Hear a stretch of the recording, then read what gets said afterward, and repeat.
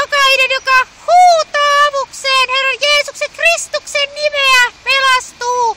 Avuksesi huuda minua hädän päivänä, niin minä tahdon auttaa sinua ja sinun pitää kunnioittavan minua. Hallelujaa! Jeesus Kristus on Herra. Jeesus Kristus, Jumalan poika, vapahtaja, kuningasten kuningas ja Herrain Herra. Se käyttää aika usein. Jeesus Kristus on Herra. Hallelujaa! Onko tää niinku sun työ? Joo, oletko sä uskossa Jeesukseen? En todellakaan. No usko Herran Jeesukseen, niin sinä pelastut ja sinun perhekuntasi. Mistä mä pelastun?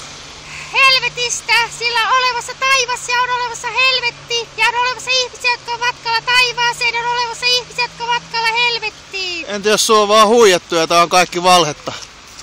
Mutta kokeile Jeesusta, niin sana lupaa, että sä tulet tuntemaan, että onko tämä oppi Jumalasta vai onko tämä ihmisten keksimää. Aika monet uskonot sanovat tuota samaa. Mutta kokeile Jeesusta, sillä tämä on Raamatun lupaus, eikä Raamattu voi rauhoittaa tyhjiin. Kokeile taalaisuutta. Jeesus Kristus elää, minkään muun uskonnon perustaja ei elä. Miten niin elää? Jeesus Kristus elää, Jeesus on rakkaus. Sinä tulet tuntemaan sen omassa elämässäsi, jos sinä kokeilet. Se sana lupaa sen. Sinun kannattaa kokeilla, niin sinä tiedätte, miten niin elää. Joo.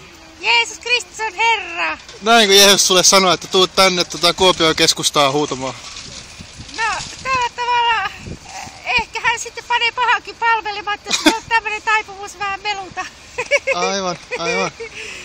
Jeesus Kristus Herra, kiitos tästä juttutuokiosta. Aamen. Hyvää päivän jatkoa. Hyvää päivänjatkoa. Saako tää pistää YouTubeen? Tiedätkö mikä se on? Pistää, Okei. Jeesuksen nimessä. Moi.